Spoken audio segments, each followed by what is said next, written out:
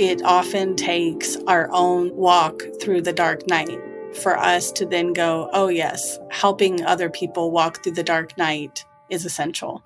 Because Richard Rohr says that there's two paths to transformation, great love and great suffering, and they are often intertwined. Hi, I'm Brandon Neppy. Hi, I'm Hannah Black. And we're your hosts on The Leader's Way, an audio pilgrimage from Berkeley Divinity School, the Episcopal Seminary at Yale University. On this journey, we reflect on what matters most in life as we talk about all things spirituality, innovation, leadership, and transformation. Hey, Brandon, how's it going? It's going well, Hannah. How are you? I'm doing well. I've got my pumpkin spice latte from the Yale Divinity School refectory, and I'm not even ashamed of it. Wow. So I have never had any PSL in my life. Stop it. No, Stop. never. You know it by its acronym, but you don't know its exquisite taste. Well, I'm at the point now where it's a thing now that I haven't done it. And I'm thinking, like, do I need to just sort of extend this rally? Do you have, like, pride in the fact that you've never experienced this? It's just like, what's that Christmas movie that everyone has seen that I haven't seen? It's a Wonderful Life. Oh, That's one of those things that seems like a rite of passage in your early childhood, and I've never seen it. And I guess I should say it, right? Because there's an Episcopal priest at the center. It seems like we should do a podcast about that. But not with pumpkin spice lattes, with, like, Christmas lattes? I like that. I could get into that. Mm-hmm. Well, I mean, as long as we're talking about popular culture. Yes. And the ubiquitousness of pumpkin spice, Mm-hmm. I discovered our next guest on the Leader's Way podcast on Instagram while scrolling, actually. And Angela Gorrell, as a Christian public theologian, was speaking in a way that was so authentic and so real, hopeful, but honoring the kind of messy, challenging nature of life. And I just thought, I want to know who this is. I want to hear what she has to say about the spiritual life. And she was kind enough to connect with us. Well, before we get this party started, I just want to say a little bit about the Rev'd Dr. Angela Gorrell. Gorrell is a public theologian and the author of Always On and The Gravity of Joy. Her research has been highlighted in the New York Times, NPR, Christianity Today, and elsewhere, and she's taught at Yale, Baylor, McCormick Theological Seminary, and Fuller Theological Seminary. Gorrell speaks and writes about joy, meaning, finding the life worth living, and the intersection of spiritual and mental health. Gorrell and her sister, Coach Steph, co-host the Grief Sisters podcast, which you can go check out after you listen to this episode, and the Grief Sisters book club and Facebook group. Angela, we're so thankful for your presence here on the Leader's Way podcast. And I've heard you describe yourself as a public theologian, and I'm just wondering if, even before you describe what that means for you and how that looks in your life, how you got into this work and what drew you to theology in the first place. We'd love to hear your story. Yeah, I am so delighted to be with you all today. Thank you so much for having me with you and for this conversation. I'm really looking forward to it. And to everyone who's listening, thanks for joining us. I went to church the first Sunday after I was born. It's funny because you think about 40 years ago versus now, like people a lot of times don't want their baby to be in crowds for like months. But yeah, I was like, is that allowed? Yeah. But like my parents took me to church the first Sunday after I was born. So I was born into a community of faith, both in my household and in this church that raised me and up in faith. And it was actually in middle school that I felt called, I would say, to theology. I wouldn't have put it that way at the time, but I really had this sense that the thing that I wanted to do with my life was to help people to connect with God. I had a really ecstatic experience when I was in a worship service in 7th grade. I'm not Pentecostal, but it was a pretty Pentecostal experience. Really sensed God inviting me into ministry and saw an image of Jesus in front of me. It was really wild and beautiful. And I went and told my youth minister about it. And my youth minister's response was an immediate, you should lead youth group in the next few months. And this was really radical because, one, I went to a Southern Baptist church at the time, and I am a female. So, Mm-hmm. and two, it was radical because I was in seventh grade, and our youth ministry had about 100 kids that came on Wednesday nights. And so I'm really grateful for Dale Glover because in that moment, he could have said many things, but the thing he said was, I believe you. And God longs to connect with you too, and to utilize whatever skills, practices, love you have in your heart to join God in God's work. You know what I mean? So come and do it. And so I think that's a love for theology, was just sort of given to me, passed on to me, that then I received. And then really in middle school felt this deep desire to do theology, live theology, and help others to do the same. And then that led to getting a degree in college and ministry. And then that led to working at a church.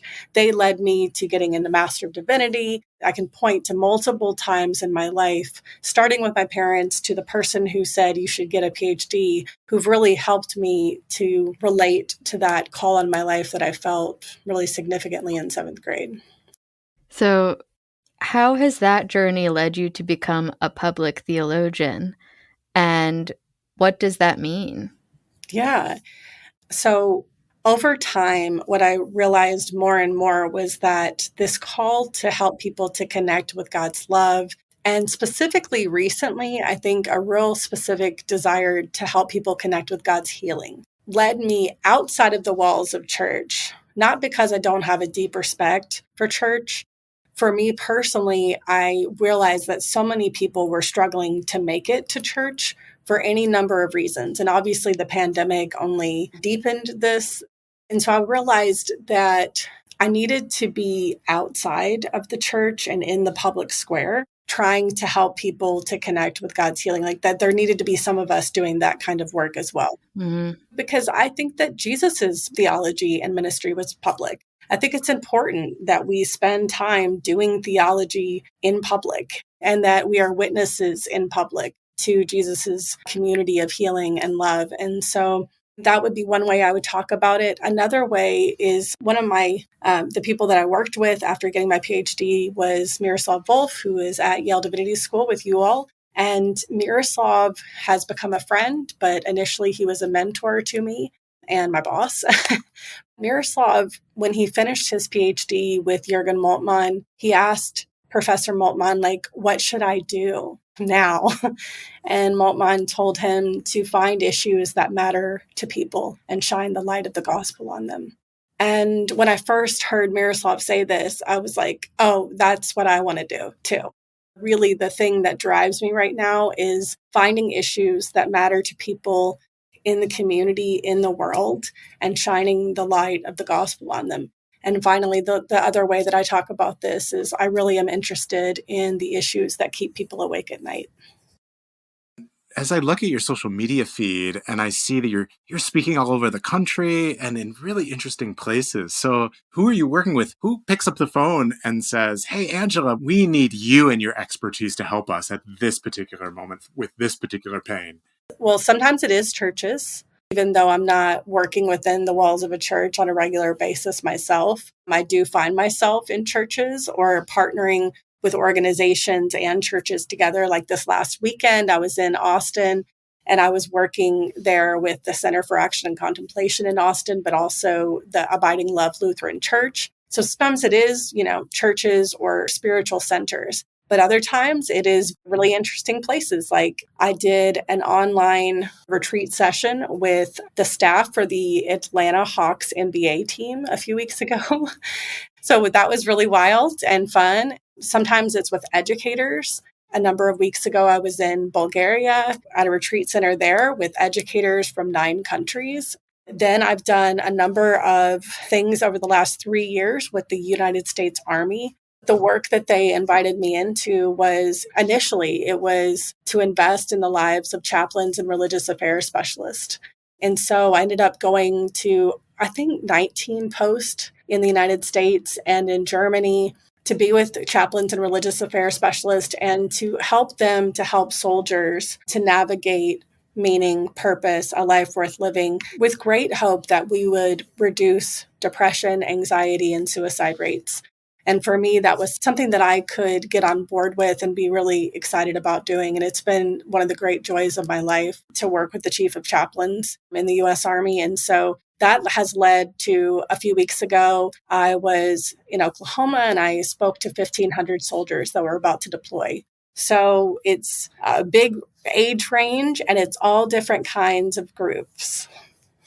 Wow. This is interesting. There's a bit of a golden thread going through some of our conversations because in our last episode, we were talking to the Reverend Winnie Varghese, and she was talking about how even though people haven't necessarily come back to church in large numbers after the pandemic, there are people out there with spiritual lives and questions, and I feel like you're really tapping into that. And then last week, not on the podcast, but in person, we had the Bishop of Lesotho, Bishop Vicente Gabe here, who was like encouraging our students that they don't have to be restricted by the walls of the church, and people are out there and we just need creative ways to engage. So a lot of what you're saying is hearkening back to other conversations we've been having here at Berkeley.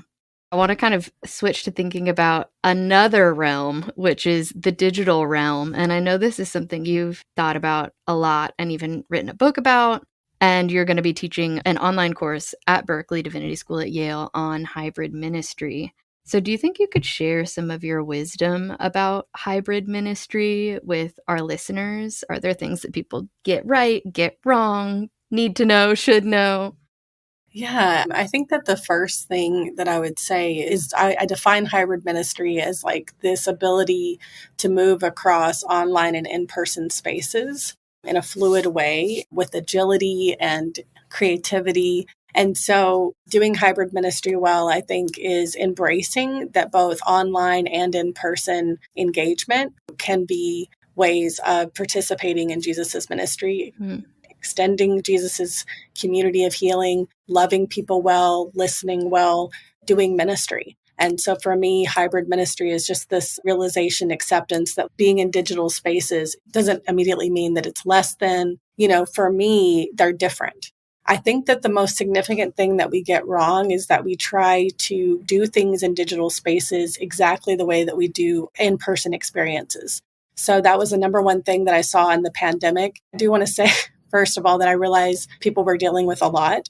And we sort of had to react instead of thinking about what's the best way. Yeah, right, exactly. And so I do have an understanding that that's what was happening. But largely what people did was they got a video camera and some sort of streaming service, and they decided we're going to do the service exactly like we do in person, but just video it. Yeah. The digital landscape, and I'm talking about everything from texting to social media platforms and websites and everything like that. What it is it's a different culture. So we have to think of it like when we're going to go do ministry in another nation that's not our nation of origin, we study that culture and we're like, what are its practices and how do people connect in this place? What are the ways to do it that we do it well and how do we do it poorly? We want to do the same thing with the new media landscape. We want to say, what is this culture like? What are its practices? And how do we do our ministry work in a way that makes sense for this culture? Yeah. I'm so excited for this conversation. It's happening in a short form this fall and then in a longer form course in the new year.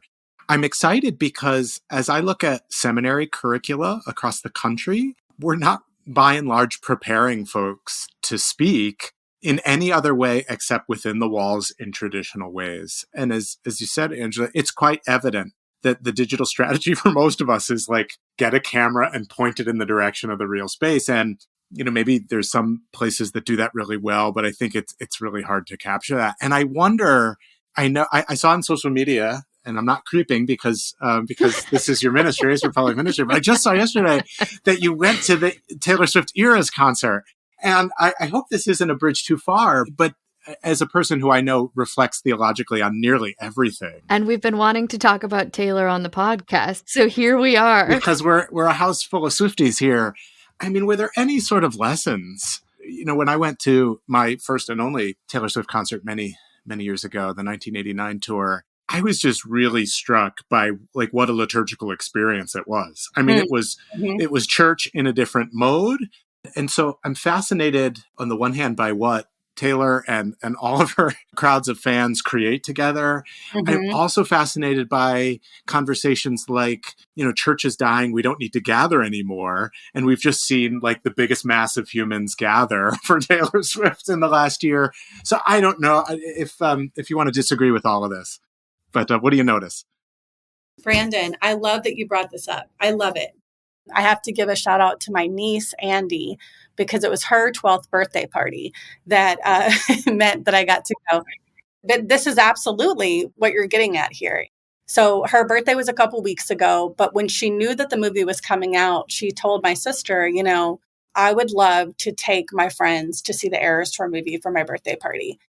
And it was this whole collective experience from start to finish. Like it starts with cupcakes outside the movie theater and her giving everybody like the lovers glasses and then everyone sharing friendship bracelets, right? So there's this like back and forth, like people give her gifts, she gives them gifts, like this celebration of her, this eating together of pizza and cupcakes, right?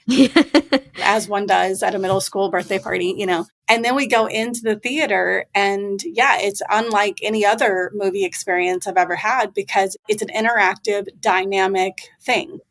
Everybody is out of their seats almost the entire time. Everyone's dancing, singing, like shining lights, taking videos, like Wow. laughing, talking. And like for the first time, I've never talked to so many people around us, like as we were at a movie, and it's like, oh, why are you? Oh, are you excited? Like, and it was this whole thing that it was a collective experience. Absolutely, I think movies can do that for us in quieter ways as well. The reason why we go to the movies is because we want to collectively cry or be moved or like get lost in a story with other people. And it's actually in listening to the gasp of other people or the tears of other people that we're like, oh yeah, this is what's happening here, But I think that the Eras Tour movie really does demonstrate the kind of interactive, in-person digital experience that we can create for people. It's participatory. And at the heart of doing hybrid ministry well in a new media landscape is making it participatory so that it's not just, I'm just watching somebody, this group of people do something. It's that I'm participating, I'm moved, I have a voice, I have thoughts, I'm reflecting, I'm engaging. And so in our course together, that's what I'm going to be talking with people about. Like, how do we create that kind of experience for people? What does it look like to imagine nurturing spirituality and healing in people's lives in this sort of hybrid way? Yeah, I'm so excited for that, that you had that experience. I haven't seen the Eras Tour or the movie of the tour, but I'm so curious how the energy of the live in-person experience gets captured or paralleled in the theater. I'm thinking back to maybe, is it just before the pandemic, there was a new version of Jesus Christ Superstar that might have been on Netflix or some other streaming service. And it was so beautiful and so well done, but it was a passive experience, right? You're sort of sitting, passively watching something really, really beautiful versus what you're describing is interactive and community-based and energetic in a way. And so I'm just curious about what I can learn about digital ministry when I do see the movie. I also wonder, though, like if I'm at home by myself watching the Eras Tour movie, am I experiencing it in the same way as I would with a group of people in a theater? Is that possible? Right. No, I think you're right. I think it's not. And so that's another part of it is that we have to think about, okay, if you're alone engaging this experience, how do you create that participation, that dynamic, interactive experience across screens? And so we'll think about that too, because people can't always participate in something all together. And most of the time, I think they actually don't. So part of our role as spiritual guides is to give people an expectation, like help them to be intentional. And so I also don't see that a lot in spiritual experiences online that people are leading. I don't see them setting up the expectations of people or even prior to it saying, this is how I invite you to come into this.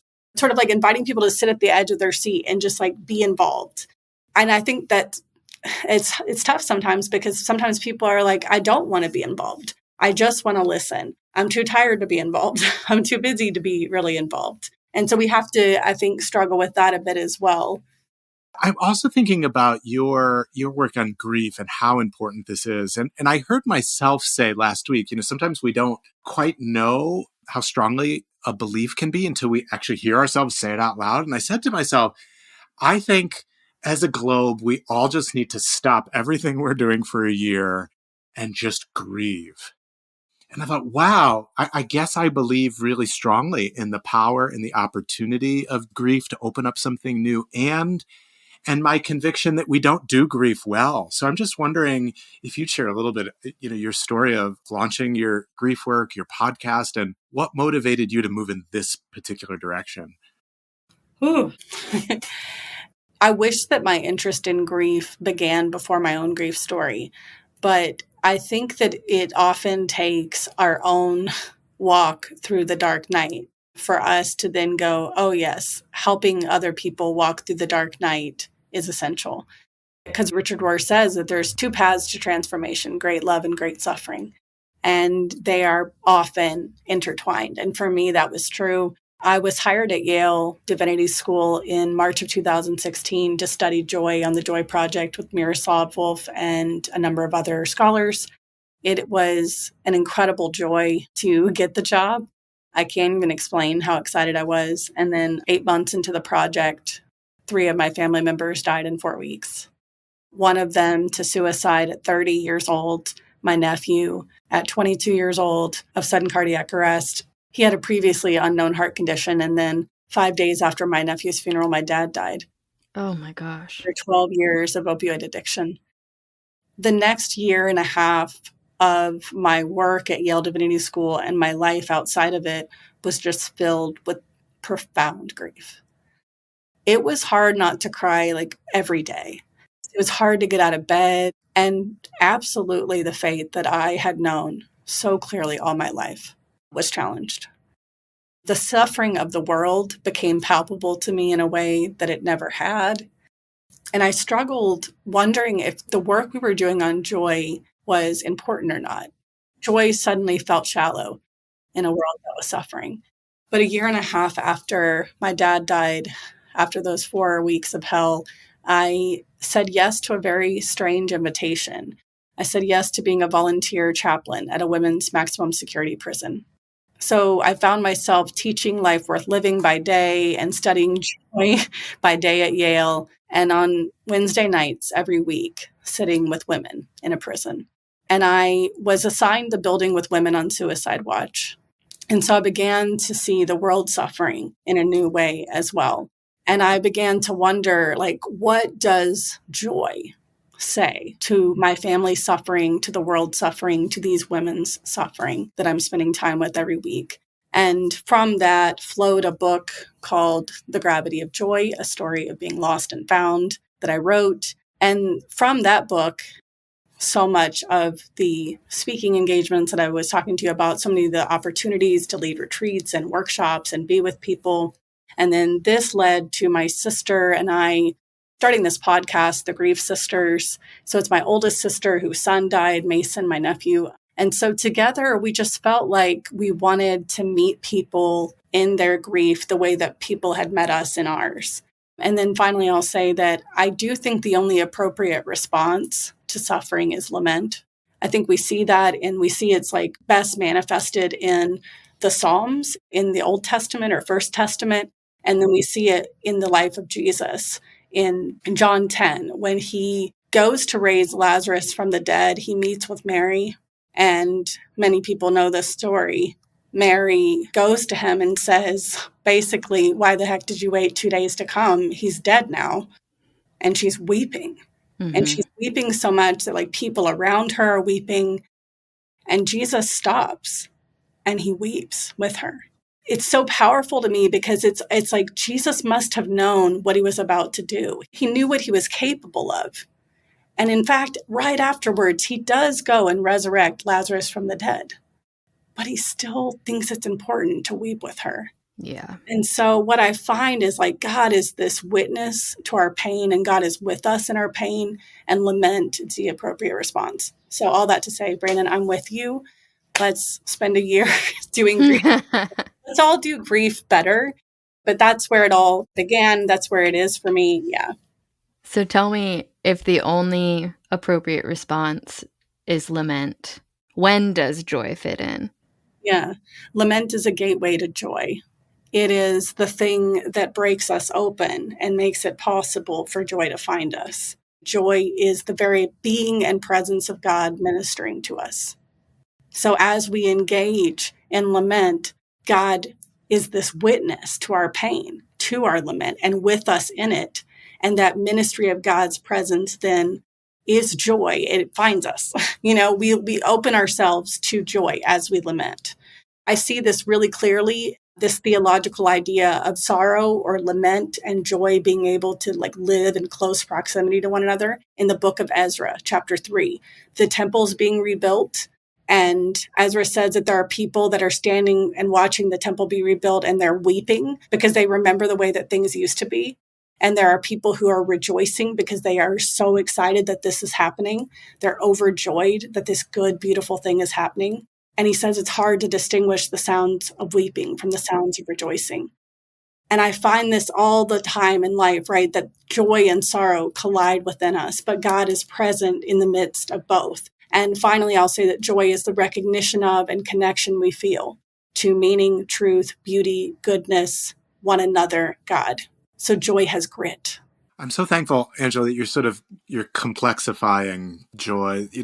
This is not toxic positivity. This is not running away from things that are uncomfortable. One of the privileges that I have is just walking with new preachers and supporting them as they preach their very first sermons as seminarians and divinity students. And one of the temptations that I've seen over and over again is this urge to tie it all up with a nice bow. If you're going to touch on something that's hard, that's sad, that requires lamenting, that they move way too quickly to joy and hope because it's so uncomfortable to lament and it's uncomfortable to grieve. And so, recently we've just had some really meaningful conversations about just sitting with the discomfort. It's biblical. It's part of the tradition to create space for that. So it's an encouragement to me to continue being with them and encouraging them to stay in the discomfort. Yeah. Well, and the thing about joy too, is that you can be in the discomfort and still experience joy because it's this profound emotion. Alexander Schmemann, the priest, he says that joy is a bright sorrow. And so for him, it's that maybe for a moment we allow the pain and suffering of the world to hang in the background as we recognize the goodness and beauty and truth and meaning that's still possible, but it's bound up together. Joy is a bright sorrow. And so I find that oftentimes joy is sobering. It's quiet. It's transformative. And which is why it's such a beautiful, I think, partner to sorrow. Like my favorite ode to joy in the Bible is Luke 15, and it's stuff is lost. And then joy comes when it's found. I'm with you too. I always told my students, I welcome half-baked ideas and half-baked testimonies in class.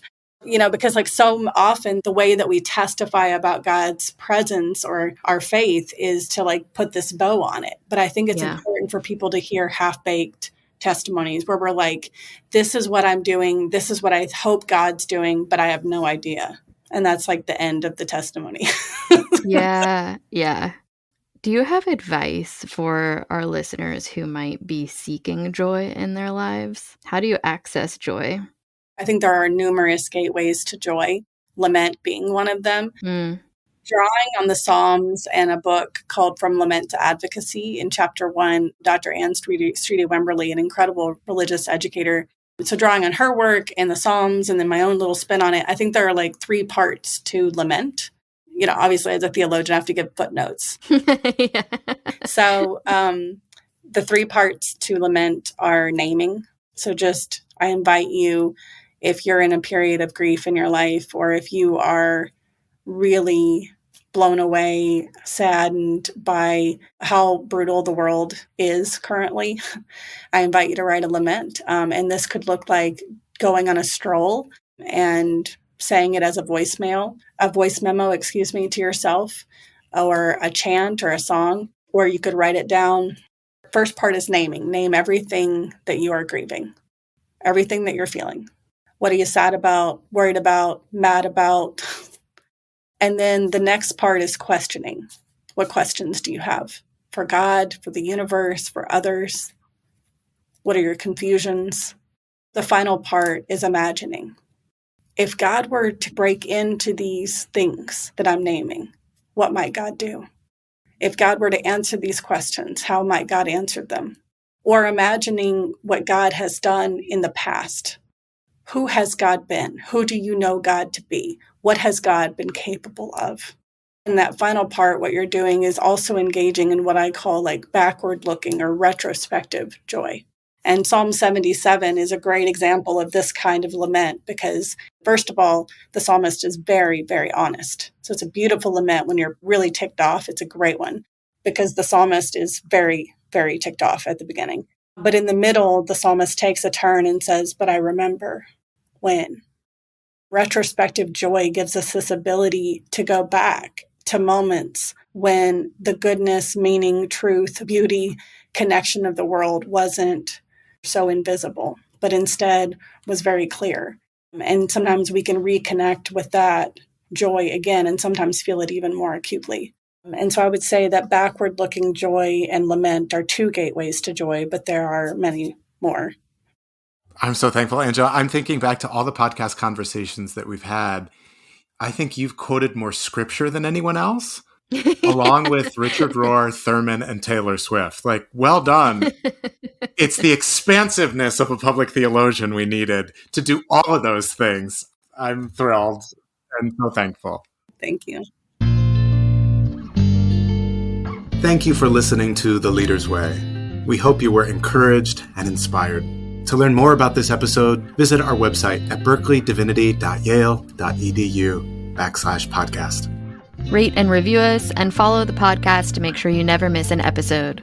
Follow Berkeley at Yale on Instagram for quotes from the podcast and more. Until next time. The Lord be with you.